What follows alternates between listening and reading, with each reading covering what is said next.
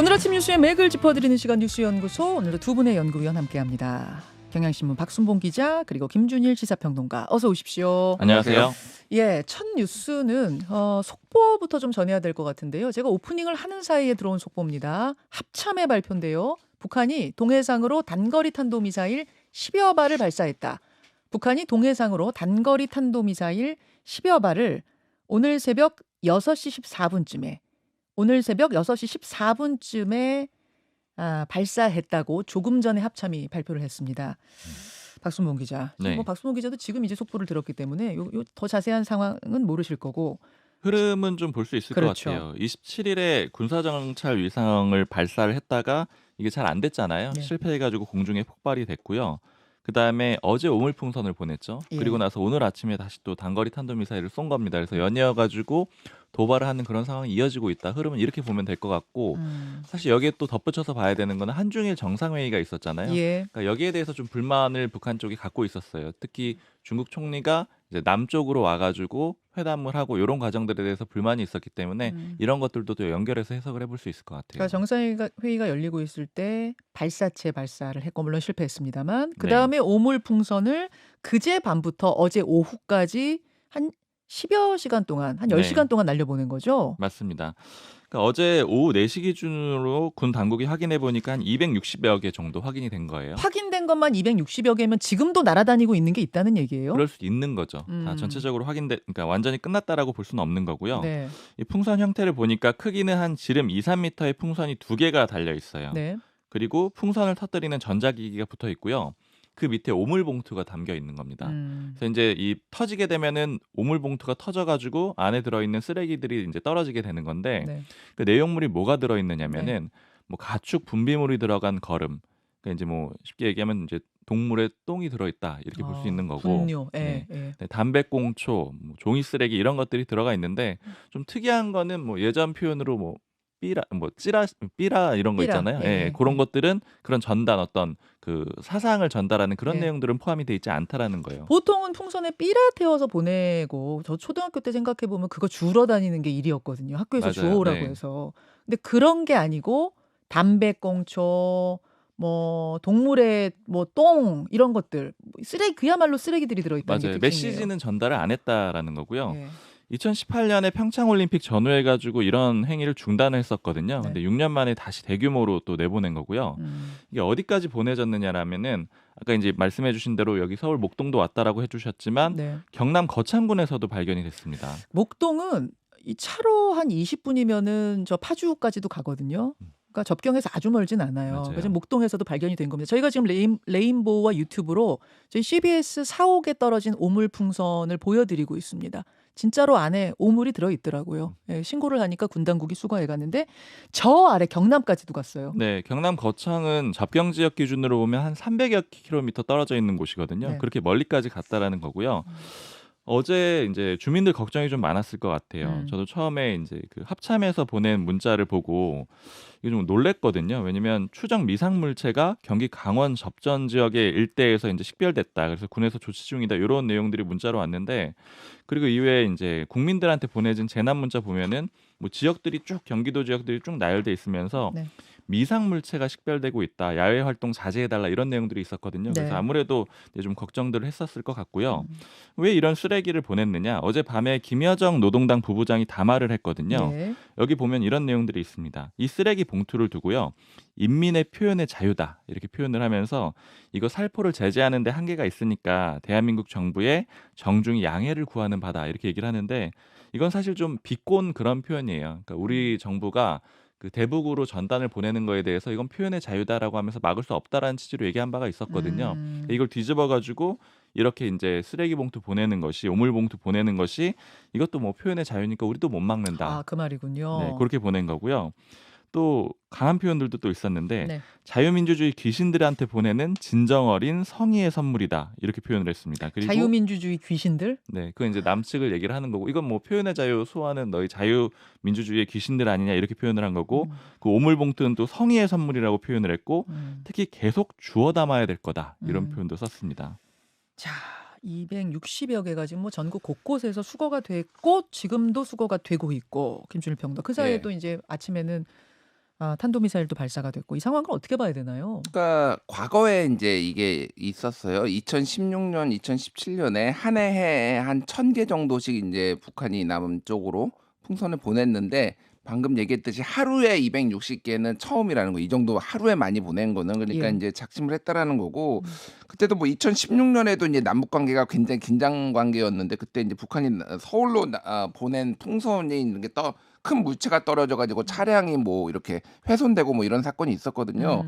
그러니까 북한은 왜 그러냐. 네. 그러니까 쉽게 얘기하면 이게 저비용 고효율.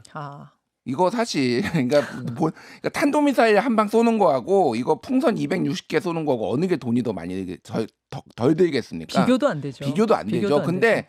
사실 탄도미사일은 우리 국민들도 좀 무덤덤해졌어요. 그냥. 무덤덤. 지금 예. 뭐 10여 발 발사했다고 해도 지금 속보 한 줄 처리 아닙니까? 이건 난리가 났습니다. 지금 뭐 오물 말씀하셨지만 지금 CBS 사옥에도 떨어지고 정부 청사 광화문 정부 청사에도 떨어졌어요. 이게 그냥 막 지금 여기저기 막 떨어지고 있는 거예요. 지금 경남 거창군 아까 얘기했는데 전북 무주 충남 계룡 이런 데도 다 떨어졌. 그러니까 전국이 다 떨어졌다라는 거예요. 이거는 자동 폭파 타이머가 있다라고 해요. 그런데 기본적으로 동력이 없기 때문에 그냥 바람이 흘러가는 대로 흘러가는 대로 떨어지죠? 가다가 예. 그 타이머 시간 끝나면 떨어지는 거예요. 그런- 폭발해서. 예, 예. 그러니까 이게 어디로 떨어질지도 알 수도 없고. 그러니까 예전에 우리나라가 이제 북한 드론에 이제 뚫려가지고 그때 이제 난리가 났었잖아요. 네. 용산까지 왔네 안 왔네 뭐 서울이 심장이 뚫렸네. 이번에도 이제 동아일보 제목이 오물풍선에 서울 심장부 뚫렸다예요. 그러니까 지금 이 수도 서울 용산하고도 얼마 안 멀다라는 거예요. 지금 서울 정부 종합청사니까 이거 어떻게 할 거냐. 이거는 대테러 뭐 그러니까 생화학 무기 뭐 이런 거 실렸으면 어떡하냐. 뭐 이런 이제 굉장히 저비용으로 남한은 이제 한국을 흔들 수 있다라는 게 뭐 이런 거고. 네. 또 하나 이제 북한에 대한 이런 도발에 대해서 한국이 그러면 한국도 오물을 실어가지고 10배로 이제 보낼 것이냐. 예전에 드론 그 군사용 드론이 네. 이제 정찰기 드론이 온 다음에 우리 군의 대응이 10배로 보내겠다는 거였거든. 그랬었어요. 들어오면은. 그러면 우리도 이제 똥을 실어서 그러면은 이제 10배로 보낼 것인데 그렇게 못 한다는 거죠. 그러니까 한국은. 그렇죠. 그래서 지금 얘기가 나오는 게 지금 뭐 속보로 막 뜨고 있는데 되면은 뭐 대북 심리전 다시 재개한다. 뭐 이런 것들이 나오고 있는 거고 그러니까 이제 남북 관계가 굉장히 점점점 악화될 것이다라는 걸 이제 명약관하게 볼 수가 있는 건데 그 북한의 얘기를 안 할 수가 없는 게 북한은 지금 뭐 쉽게 얘기하면 이제 남북 통일 전선부도 없애거나 뭐 무력화해버리고 이제 정상적으로 외국으로 친다라는 거잖아요. 네. 외국에 똥을 보냅니까 그러면? 그러니까 이거는 아주 비정상적인 행동이에요. 그러니까 그래서 그렇죠. 이거는 북한은 이제 규탄을 안 할 수가 없는데 정부의 이제 대응 그리고 어쨌든 이거는 남북 관계가 경색돼서 그러니까 화해가 되면서 2017년부터 풍선이 없어졌거든요. 그럼 이거 어떻게 할 것이냐 그 부분도 이제 정부가 고민을 해야죠. 그러니까 이게 생각하기 참 어려운 일이잖아요. 동물의 분뇨를 동물의 이 배설물을 실어서 풍선에 실어서 보낸다. 그렇다고 우리가 거기서 260개 보냈다고 우리가 2,600개 띄워가지고 뭐 거기다가 뭐 사람 분뇨 실어서 보낼 수도 없는 일이고 이런 스타일을 참 어떻게 생각할 수 있을까? 지금 청취자들도 좀 유치한 방식이다라고 했는데 우리를 좀 난감하고 속된 말로는 좀 기분이 좀 더러워지는 이 행위 아닙니까? 이런 식의 자극하는 행위가 이게 바람직하지 않은데 왜 이러는지 모르겠고 이렇게 되지 않게끔 이 분위기를 관리하는 것도 중요한데 지금 남북 관계가 그만큼 경색됐다는 뜻이죠. 그렇죠. 예. 그리고 거기에 뭐 생화학 무기가 들어있다라고 하면은 굉장히 좀 걱정이 되는 걱정도 사실인 건 되고. 사실이에요. 맞습니다. 자, 요 이야기 일단 여기까지 좀 전해드리면서 다음 이야기 넘어가죠. 이종섭 통화 기록. 예, 이종섭 전 국방부 장관 통화 기록, 그러니까 대통령과의 통화 뭐 등등의 기사들이 지금 쏟아지고 있습니다. 네, 지금 이제 공수처 내지는 뭐 박정훈 대령 측 해가지고 거기서 해서 많이 나온 그런 기사들이 있거든요. 네. 좀 어제 이제 방송에서 전해드린 내용 포함해가지고 다시 한번 좀 짚어보면은요. 네. 일단 윤석열 대통령하고 이종섭 전 장관이 통화한 거는 종합해 보면 한 총 5건으로 추정이 됩니다. 그러니까 어제 이제 3건 통화했다 이 내용은 이제 방송에서 전해주셨고요. 네. 그게 8월 2일이었죠. 박정훈 대령이 보직 해임된 날이고 경찰에 사건을 인계했다가 수사 기록까지 회수했던 그날이었는데 8월 8일에도 윤 대통령이 이종섭 장관한테 33초 통화를 했습니다. 근데 이거의 의미는 일단 추정을 해보자면은 9일에 이종섭 전 장관이 수사 결과를 재검토하도록 지시를 하거든요. 네. 그러니까 이거하고 좀 연계해서 공수처는 보고 있는 상태고요. 그다음에 7월 31일에도 대통령실 내선 번호로 이종섭 전 장관에게 전화가 와가지고 2분 48초 통화를 하게 되는데 이것도 아마 이제 윤 대통령이 아니겠느냐 이렇게 좀 공수처는 추정을 하고 있는 상황인데 이때가 언제냐면은 오전 11시 54분이라고 말씀드렸잖아요. 네네. 그러니까 11시에 국가안보실 회의가 종료가 됐었고 이 회의가 소위 말하는 그 대통령 경로설이 나오는 그 회의거든요. 아. 물론 이제 추정입니다. 그래서 요것까지 맞다라고 하면은 총 5건의 통화가 이뤄진 걸로 그렇게 볼 수가 있고요. 그다음에 그 경향신문하고 동아일보 보도 좀 종합해서 보면은 7월 31일 오전에 임성근 해병대 1사단장이 원래는 사퇴 입장문을 준비를 했었다라는 거예요. 예. 그랬는데 오전 11시에 아까 말씀드렸던 그 국가안보실 회의, 그러니까 VIP 경로설이 나왔던 그 회의가 있었고 네. 그다음에 이 11시 17분 그 사이에 해병대가 임성근 그 사단장을 직무배제 명령을 내립니다. 그런데 그다음에 아까 말씀드렸던 그 내선 번호로 전화가 온 거거든요. 그다음에 다시 이종섭 장관이 복귀를 해요. 그래서 이제 이 전화를 통해서 원래는 임성근 단장이 복귀를 합니다. 그러니까 임성근 원래는 사단장이 복귀한다는 네, 거죠. 그러니까 원래는 직무 배제를 시켰다가 다시 복귀시키는 과정에 이 통화가 영향을 준 게 아니냐 이렇게 공수처에서 보고 있는 그런 상황인 거예요. 예, 예. 이종섭 전 장관 측에서 어제 입장문이 나왔는데 변호사가 입장을 내놨거든요. 예. 일단 의혹들 다 사실 무근이고 대통령 경로 접한 사실도 없고 그다음에 사단장을 뭐 빼라 뭐 혐의자에서 이런 얘기도 한 적이 없었다라고 하고요. 특히 이제 대통령과의 통화 여부에 대해서는 이런 것들은 뭐 여부나 내용 모두 확인해 줄 수 없다. 공개하는 거 적절하지 않다. 이런 입장을 내놨습니다. 그 대통령실은 공개적인 입장은 없었는데 어제 그 저녁에 장호진 국가안보실장이 그 출연을 했었거든요. 연합뉴스 TV에 나왔었는데 네. 여기서 이제 하는 얘기는 좀 원론적인 얘기를 했어요. 이제 자신은 그때 같이 근무를 하지 않아서 이제 정확한 내용은 모르지만은 뭐 안보실장이든 국방장관이든 통화하는 거는 자연스러운 일이다. 그걸 안 하면 안보실장과 대통령, 국방장관과 대통령 여러 번 통화하는 거 굉장히 자연스러운 일이에요. 이렇게 말했네요. 맞습니다.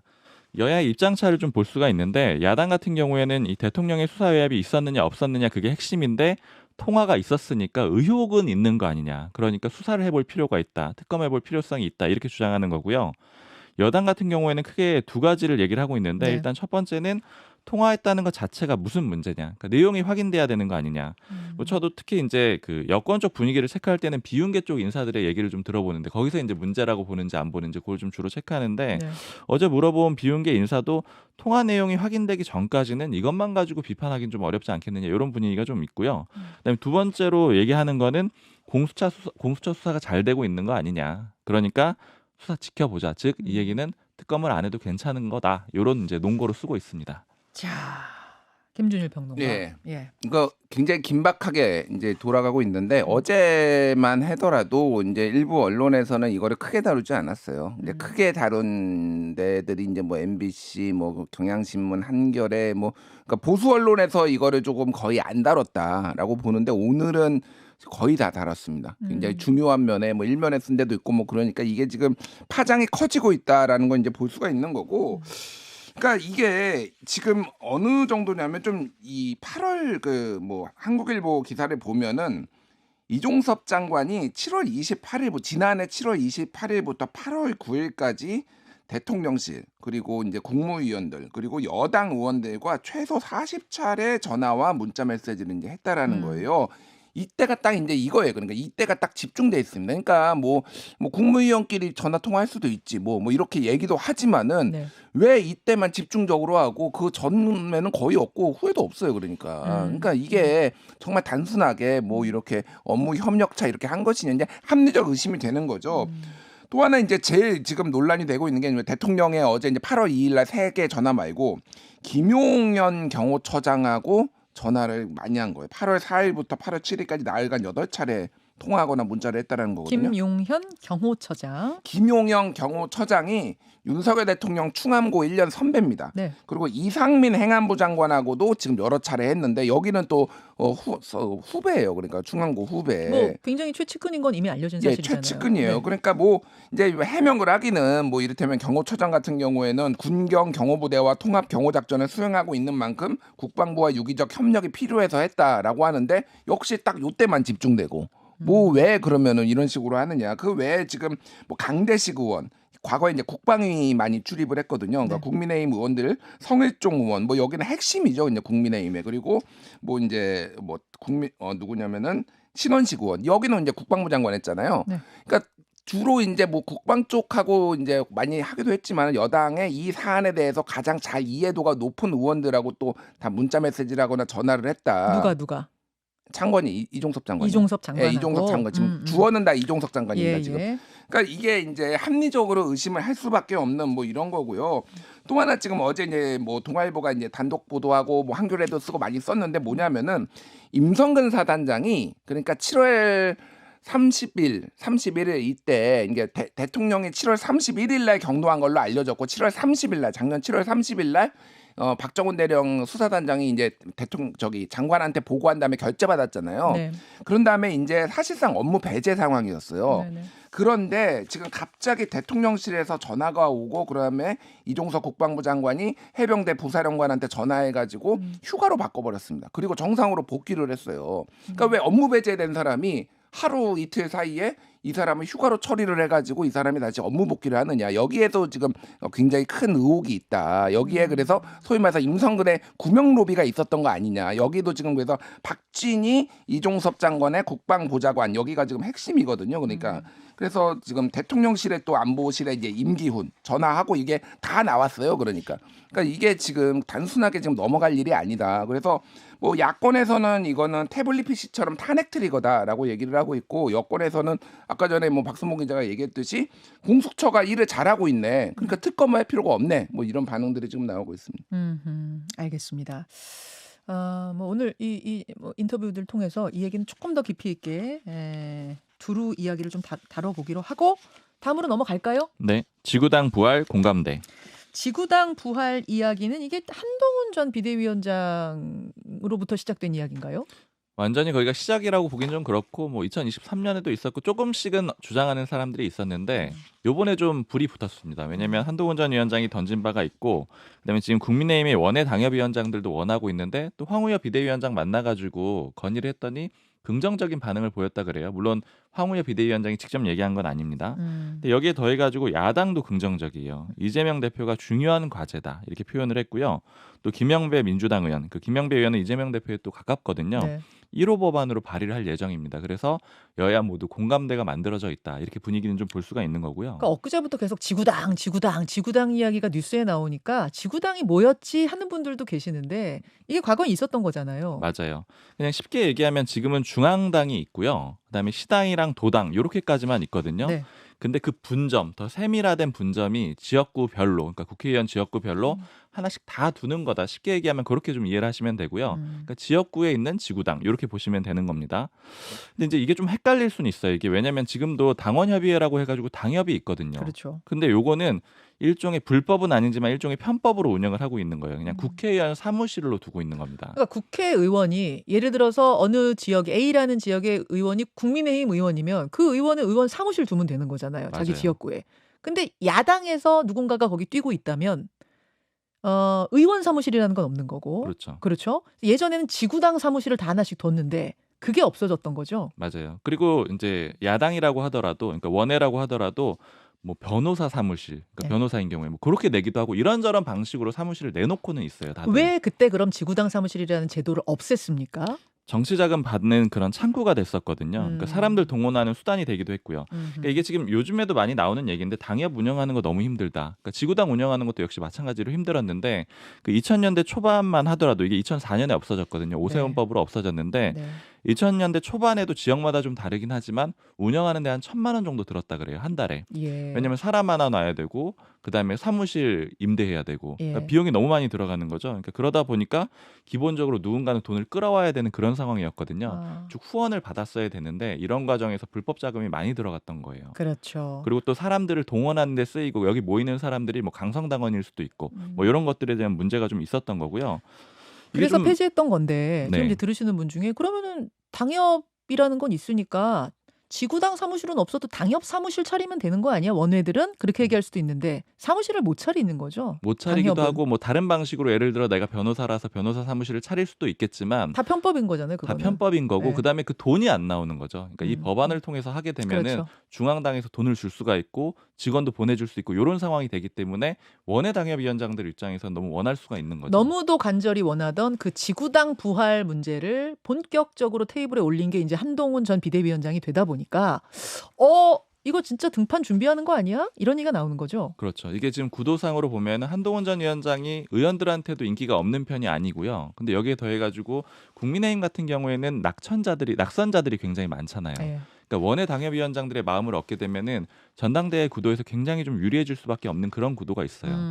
근데 좀 어제 제가 당에서 좀 얘기를 들어봤을 때 좀 걱정하는 얘기들을 좀 많이 하는 건 일단 첫 번째로 제일 와닿았던 거는 여야가 이렇게 공감대를 보인 첫 번째 법안이 왜 자기들 관련된 거냐. 그러니까 민생이 아니고 왜 자기들 관련된 걸 첫 번째 공감대를 보이고 있느냐. 요 불만이 한 가지가 22대 있고요. 국회 시작하는 날. 네, 그렇죠. 안 그래도 사실 22대 국회는 뭐 강대강 대치가 예정돼 있잖아요. 예, 근데 예. 이 와중에 자기들 관련된 게 공감대 이렇다라는 게 이상하다라는 거고, 그다음에 이게 앞으로 지금 안 그래도 단일 대우인데 당 대표의 권한을 굉장히 강화시킬 수가 있어요. 왜냐하면 중앙당에서 다 보내는 거잖아요. 돈을 그러네요. 직원들 한 명씩 보내고 사무실 만들어주고 그러네요. 이러다 보니까 줄 세우기가 이뤄질 수가 있다, 이런 지적이 좀 있습니다.